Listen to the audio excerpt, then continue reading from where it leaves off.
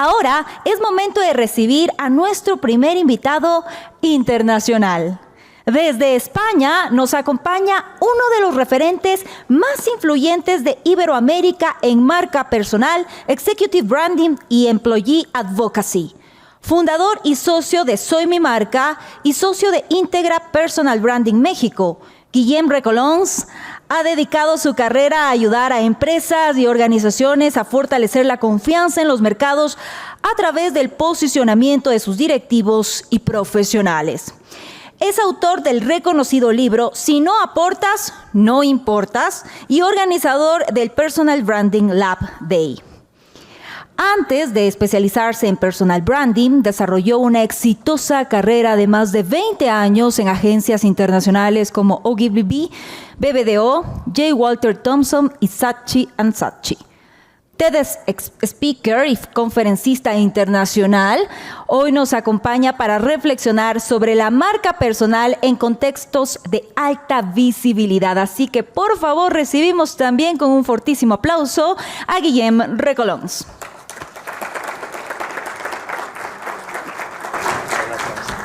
Muchas gracias. Bueno, buenos días. Tengo un hijo, una hija, para ser exactos. He escrito un libro, planté un árbol, pero me faltaba una cosa. Y ayer, por fin, abracé una llama. O sea que muchas gracias. Muchas gracias, Ecuador, porque os llevaré siempre en el recuerdo de mi propósito. O sea que... Bueno, gracias por esta presentación. Sé que es poco protocolario dar las gracias a los auspiciantes, pero siempre he sido un poco gamberro, así que muchas gracias, porque si no, no estaría aquí. Gracias a vosotros. Bueno, vamos a hablar de marca personal en contextos de alta visibilidad. Me gustaría, antes de empezar a hablar de algo que es un concepto que quizá tiene ciertas confusiones, mucha gente lo confunde con la visibilidad solo, mucha gente lo confunde con el autoconocimiento solo, y es algo más complejo. Pero lo voy a hacer fácil. Voy a dibujar 3 círculos. Un primer círculo es cómo me veo, cómo nos vemos nosotros, ¿vale? Esto sería la autoimagen. Y ahí salen una serie de informaciones. Este segundo círculo lo vamos a comparar con un segundo círculo que es cómo me ven los demás. Como me ven los demás, es nuestra reputación, algo de lo que estamos hablando hoy aquí, ¿no?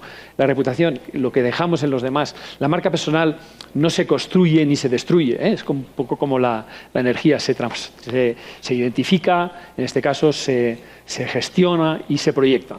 Y luego hay un tercer círculo, que es el círculo digital, del que estamos hablando ahora bastante y que hace poco pues hemos tenido muchas referencias aquí. Y en el círculo digital lo llamamos reputación digital. Pero ha aparecido una variante de este tercero, que es bastante compleja, que es la reputación algorítmica.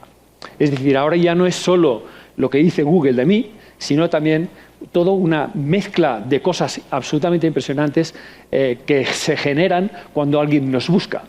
Hay algo que si los que buscáis en Google, seguramente lo habéis podido ver alguna vez, que cuando pones el nombre de una persona y su cargo o lo que sea, ya te sale una primera overview, lo llaman AI overviews. Esto lo hace Google y es muy importante porque nosotros ya no vamos a buscar la lista de enlaces azules, sino que nos quedamos con ese primer resultado. Y eso es importante, porque ahí nos estamos jugando la reputación. Mientras nosotros dormimos, alguien en Madrid o alguien en Estocolmo o alguien en Toronto está buscando nuestro nombre asociado con nuestra empresa para ver qué información se le dé. Y eso ya no lo controlamos nosotros. ¿Por qué? Porque si no tenemos una marca fuerte, una marca personal muy fuerte, anclada en estos 3 círculos y que sea coherente con cada uno de estos 3 círculos, lo que pasará es que la información que aparecerá ahí será información inventada, ¿vale?, sobre nosotros. Y eso tiene cierto peligro, o perderemos ciertas oportunidades. Yo a esto lo he querido llamar el espejo algorítmico, que sería la marca personal ejecutiva como escudo financiero. Y quiero apuntar mucho, porque siempre que hablamos de marca personal nos estamos apuntando hacia la visibilidad, ¿no? Hacia ser más visibles, ser más reconocidos, tener mayor prestigio, etc. Pero es que una buena marca personal en los entornos ejecutivos habla de dinero, habla de finanzas. Y esta es una de las razones por las que estamos aquí hoy, ¿no? Y por la que muchos bancos también están auspiciando este fantástico encuentro. La reputación ya no es tan intangible como pensamos. Es mucho más tangible. Y luego veremos algún dato que lo confirma.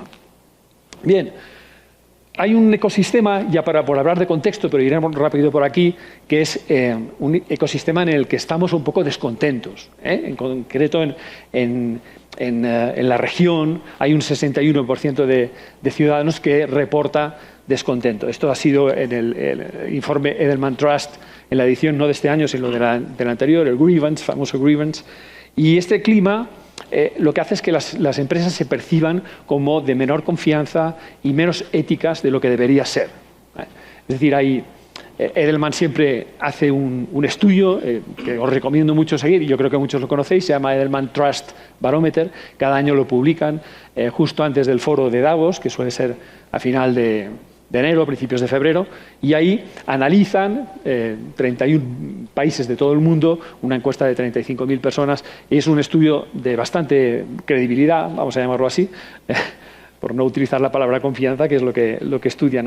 Entonces, lo que vienen a analizar son 4 instituciones básicas. Una son las empresas, la otra son las ONGs, la otra son los medios de comunicación y la última son los gobiernos o administraciones públicas, etc. ¿Qué está pasando? Pues que las empresas en este momento es la única institución que es ética y operativa, en el sentido operacional. Es la única. Incluso las ONGs, que siempre habían sido percibidas como más éticas que las empresas, en este momento están por debajo, a nivel global, estoy hablando. Entonces, ¿qué está pasando con los medios de comunicación? Pues lo sabéis, están un poco por debajo. Ha habido todo el tema de fake news, ha habido todo el tema de lo que sería el sesgo propio de los medios, que lo han tenido siempre, pero ahora se ha acentuado, ¿no? Con la comunicación digital, sobre todo, se ha multiplicado muchísimo. Y luego, las administraciones públicas, pues creo que no hace falta decir mucho, pero normalmente siempre el descontento ha sido importante. Y casi siempre ha sido importante porque los líderes de estas instituciones han ejercido de avestruces.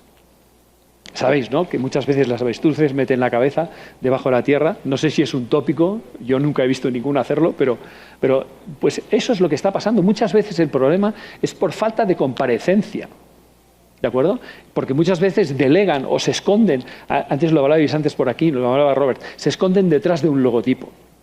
Se esconden detrás de una maquinaria importante.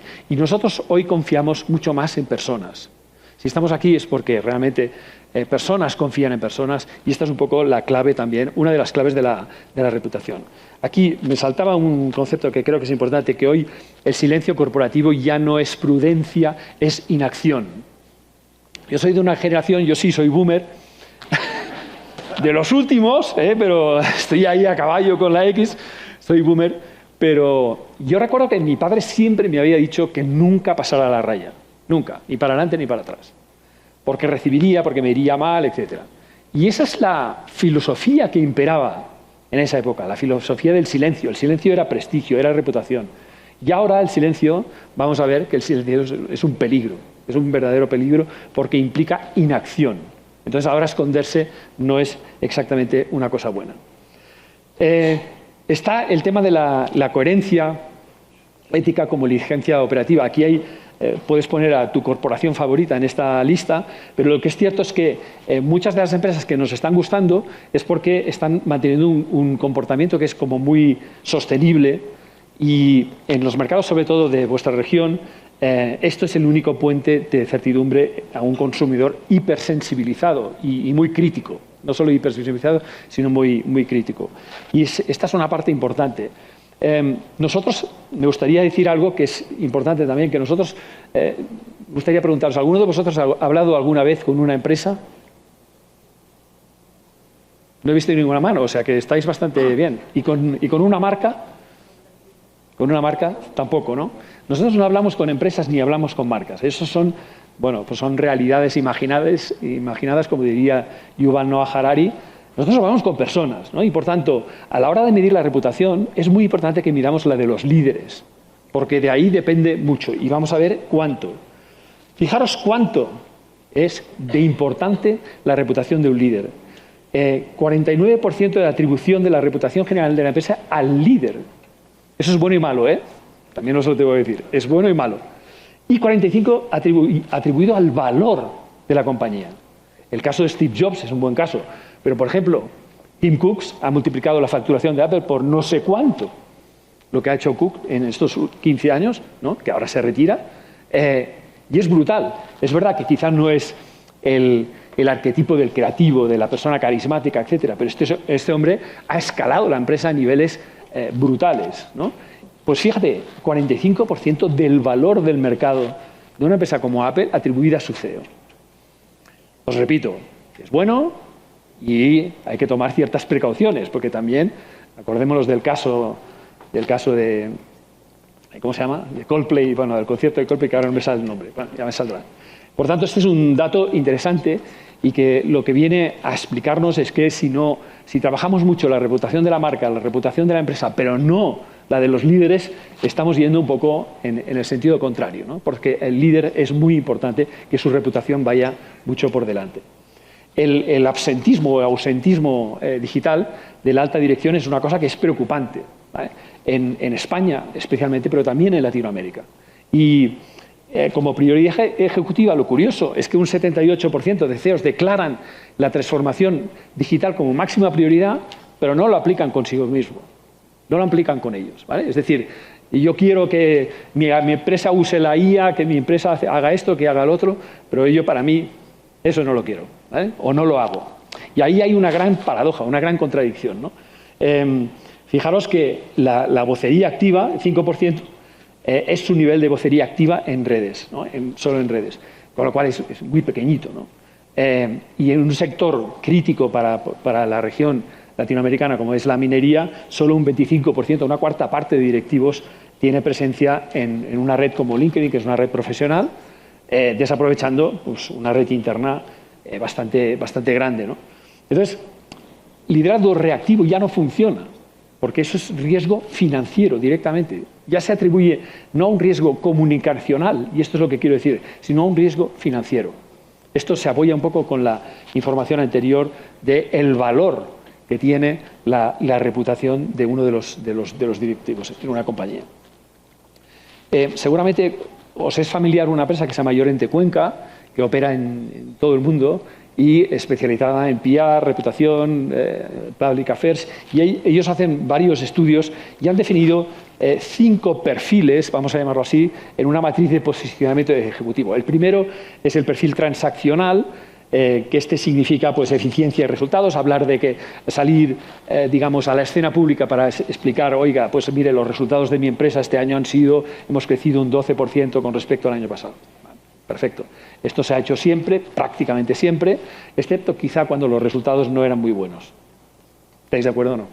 El segundo es el institucional, que es hablar de otros hitos de la empresa, como pues hemos incorporado a una plantilla nueva de 25.000 personas en Asia, no sé dónde, etc. Y notas de prensa, es una actitud bastante pasiva. Y esto de alguna manera poco empática, ¿no? Entonces, este es donde está prácticamente el 52% de los líderes, en el perfil institucional. Estos 5, de alguna manera, es una cosa progresiva, es decir, no puedes tenerlos todos, pero muchos se quedan en el perfil institucional, ¿ok?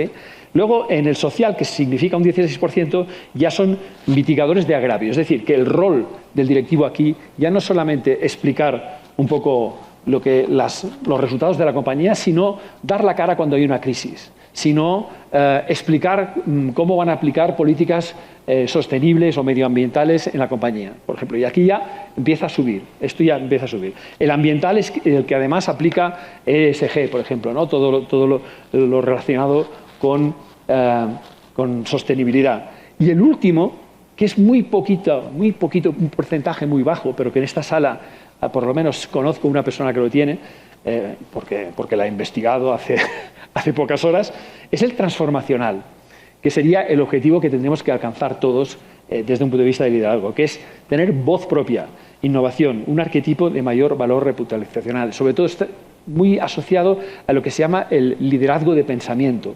Ya no es importante solo publicar, en mi compañía esta semana hemos logrado este hito, sino que también es importante escuchar, creo que se me está cayendo algo por aquí. No sé si se nos ha ido. Sí, se nos ha ido, sí. ¿Sí? Vale. Ya no solo es importante explicar cosas de nuestra empresa, sino explicar también nuestra filosofía, nuestra forma de ver el mundo. Este es el líder transformacional. Y luego también, déjenme decir algo. Para un líder, esconderse detrás del logotipo, es decir, que toda su visibilidad sea a partir de la empresa, corre un gran riesgo. Porque ¿qué pasa si un día no está en esa empresa? Por ejemplo, otro riesgo importante, que tengas un perfil en LinkedIn. Esto yo lo encuentro mucho con directivos y cuando hago formaciones también, que analizamos la visibilidad digital de una persona y vemos que tiene un perfil en LinkedIn y nada más. El perfil a lo mejor es perfecto y está muy bien hecho. Pero ¿qué pasa? Que LinkedIn es una casa de alquiler. No es nuestra.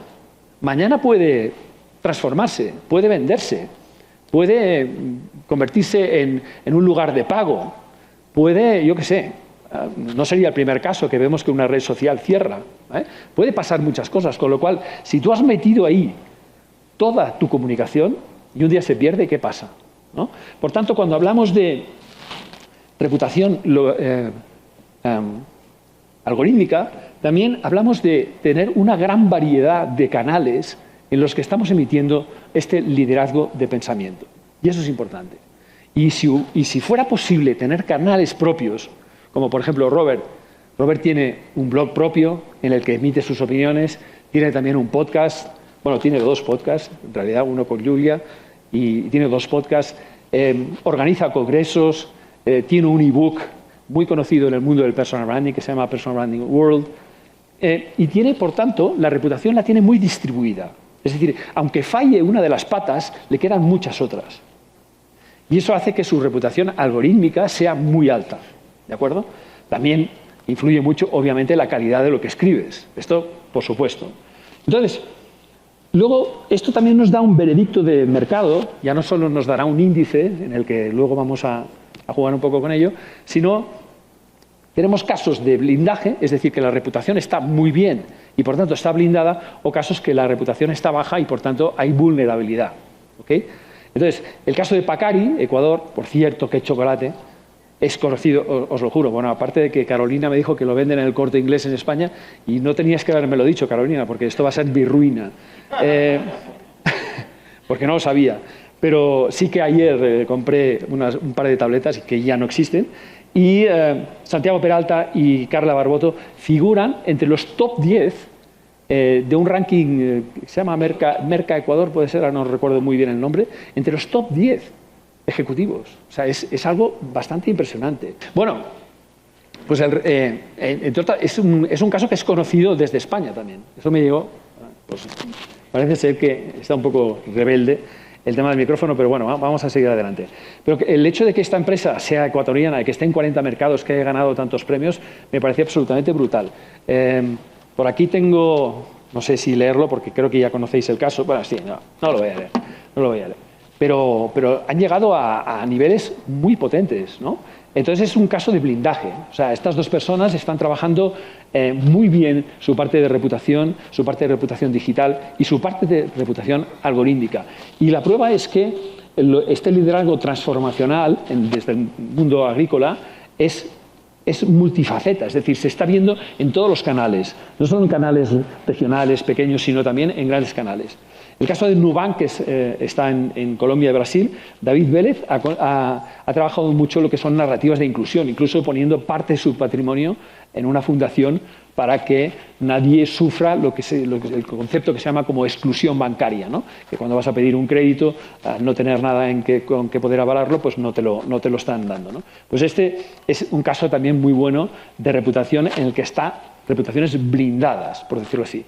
Por el otro lado, pues tenemos el caso de Astronomer, que hemos visto antes con Andy Byron, y no hace falta hablar más porque es muy conocido, pero también un caso de Colombia también de Andrés Carne de Res, de un tal Andrés Jamarillo, que lo que pasó aquí, os lo cuento porque es bastante peculiar, que en uno de sus restaurantes una bailarina muy famosa se quemó, 80% de quemaduras en el cuerpo por culpa de un accidente que hubo en el restaurante, y en vez de hacer una comunicación mucho más empática y mucho más, oye, vamos a intentar arreglar este problema, etcétera, pues bueno, empezó a comunicar que tú has sido como la luz, o sea, hizo una comunicación que todo el mundo se empezó a reír porque en vez de empatizar con la persona, lo que hizo fue hacer una alabanza que no tenía ningún tipo de sentido, ¿no?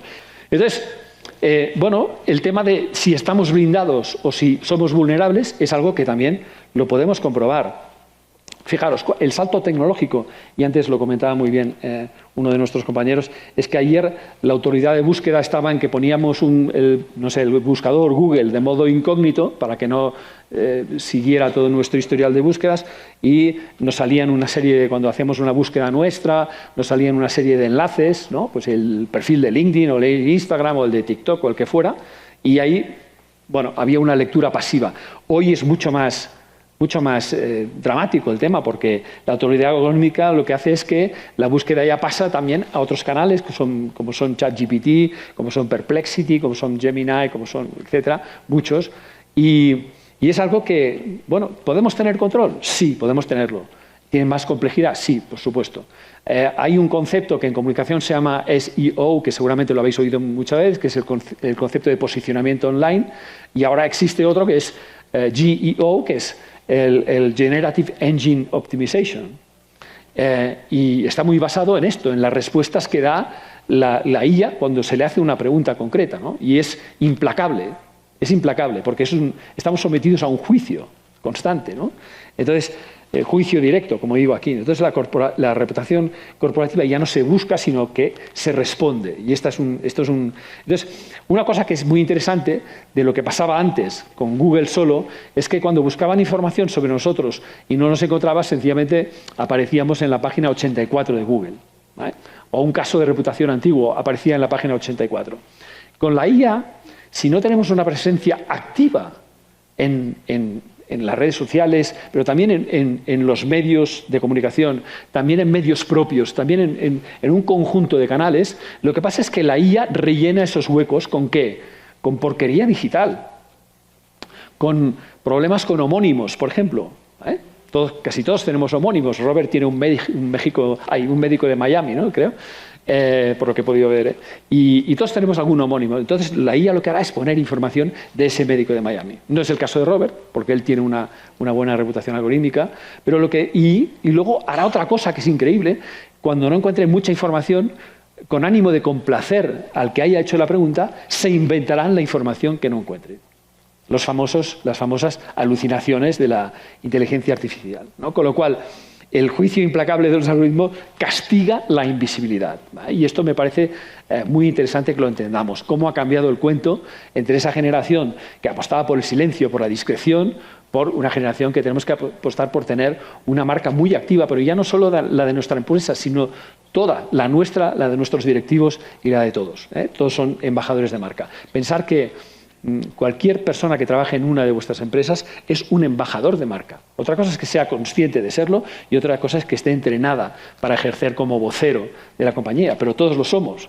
Yo cuando trabajaba en J. Walter Thompson a los 23 años tuve que sustituir a mi jefe en una mesa redonda en un hotel de Madrid porque se puso enfermo y bueno, pues había una presentación pequeña que había que hacer y me envió a mí. Yo, todo junior, fui para allá, hice la presentación y recuerdo el dato es que cuando acabé mi parte de presentación, un periodista levantó la mano y en vez de decir ¿qué opina Guillem Recolons sobre tal cosa? Dijo ¿qué opina J. Walter Thompson sobre esta cosa? ¿Cómo? Este era yo. Yo en aquel momento era J. Walter Thompson, ¿vale? Lo que quiero decir es que cada uno de nosotros es embajador de su marca 24/7 y en todas partes. Como el caso de Andy, nuestro amigo Andy, ¿no? de Astronomer. O sea, ya no vale solo el tiempo en que estás trabajando, es que también cuenta el tiempo en que estás fuera.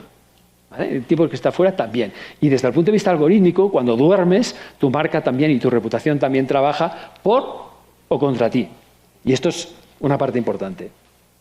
Bueno, ahora viene un ejercicio, no sé cómo andamos de tiempo, me lo tienes que decir tú, porque es posible que lleve 5 minutitos, ¿vale? Un ejercicio que me gustaría que hicierais, igual que antes nuestro amigo Alejandro nos pedía que hiciéramos un prompt que era bastante breve, quería hacer ¿cómo se llama?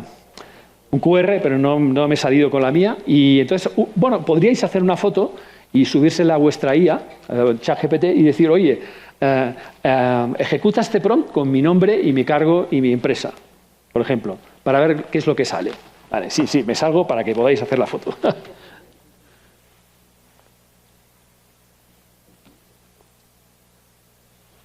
LLIC son las siglas de Llorente Cuenca, que son las que han creado estos 5 perfiles, de los cuales aquí hemos puesto los 3 más importantes, que son institucional, social y transformacional.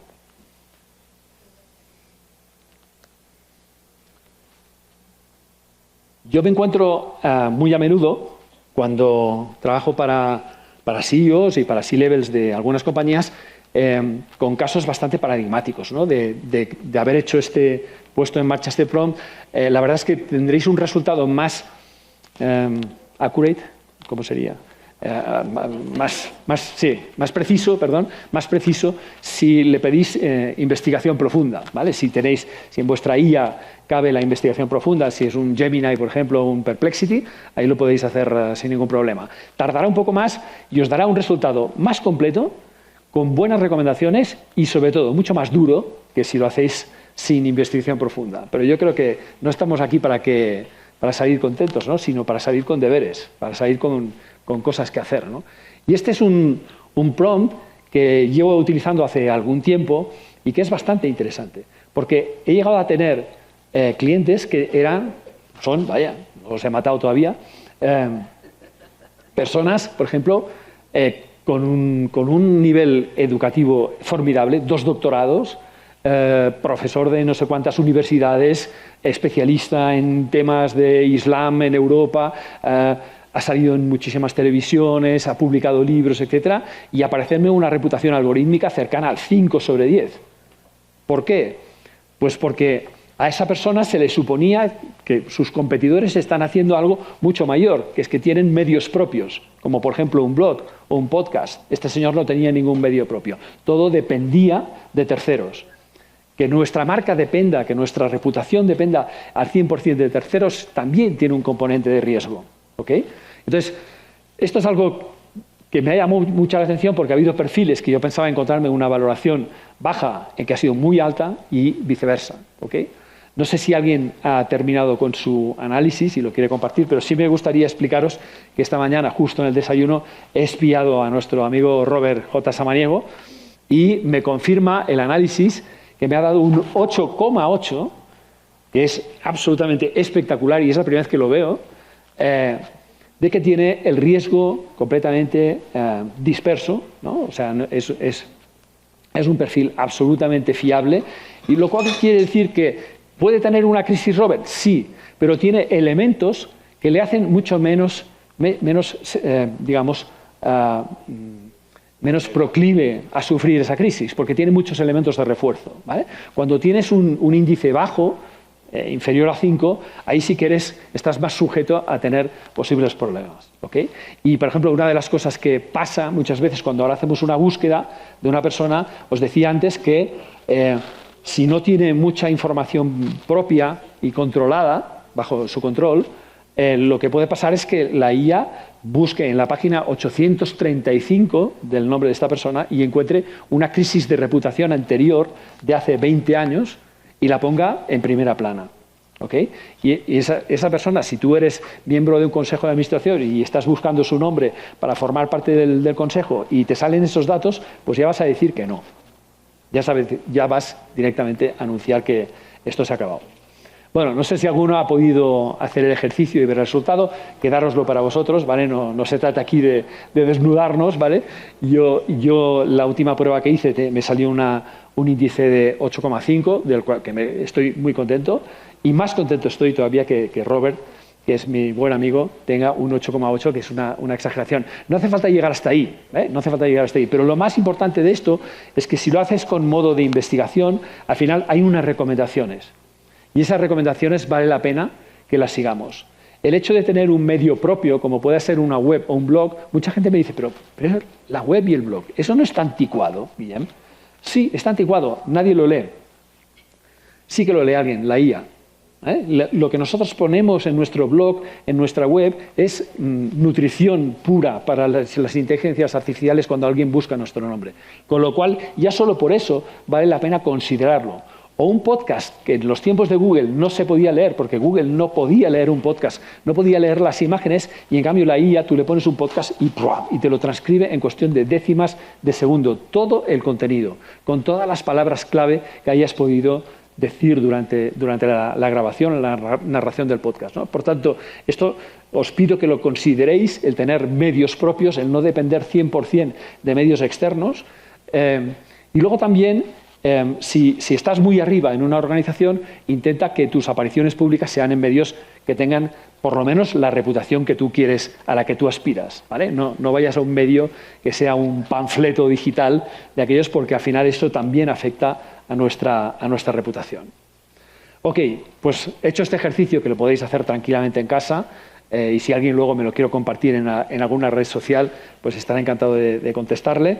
Decir que también, cuando trabajemos con IAs, un poco aquí Alejandro yo creo que lo explicaba muy bien, que las IAs nos están ayudando en nuestra gestión de contenidos, y creo que es muy, muy interesante, pero sí que es cierto que intentemos que haya por lo menos este ratio 80-20 de autenticidad humana, es decir, que cuando la IA nos puede ayudar a generar estructuras, a cómo encajar un texto para el SEO, para el posicionamiento orgánico, para el GEO, para el posicionamiento en motores de búsqueda generativa, etcétera, pero al final lo que no tenemos que hacer nunca, jamás, es perder nuestra voz. Una de las cosas que más me asusta de lo que he visto entre finales de 2022 y ahora es que muchos artículos que veo publicados en LinkedIn y en otras redes son clonados, son iguales. Tienen las mismas estructuras, las mismas voces, las mismas expresiones. Y eso es un poco triste, porque nosotros no somos así, no somos imitadores. Nosotros tenemos nuestra propia voz. Y una de las cosas que podemos hacer con la inteligencia artificial es que nos ayude a identificar cuál es esta voz. Pues, oye, me gustan las frases cortas o largas, me gustan las subordinadas, no me gustan. Me gusta hablar mucho con figuras retóricas, metáforas, paradojas, símiles, pleonasmos, lo que sea. Pues, que es mi caso, por ejemplo, utilizo mucho las figuras retóricas cuando hablo. Pues no voy a permitir que una IA hable por mí. Yo tengo que conservar esto. Por tanto, un ejercicio muy bueno que os recomiendo como líderes, como personas voceras de vuestras propias organizaciones, es que no perdáis vuestra voz. La IA sí nos puede ayudar, este 20% de optimización algorítmica, es decir, que de lo que nosotros le pidamos hay una parte que sea, oye, tienen que haber una serie de palabras clave que hay que meterlas en el discurso sí o sí, pero el resto armémoslo nosotros. Eso es muy importante, ¿no? Que no perdamos la voz.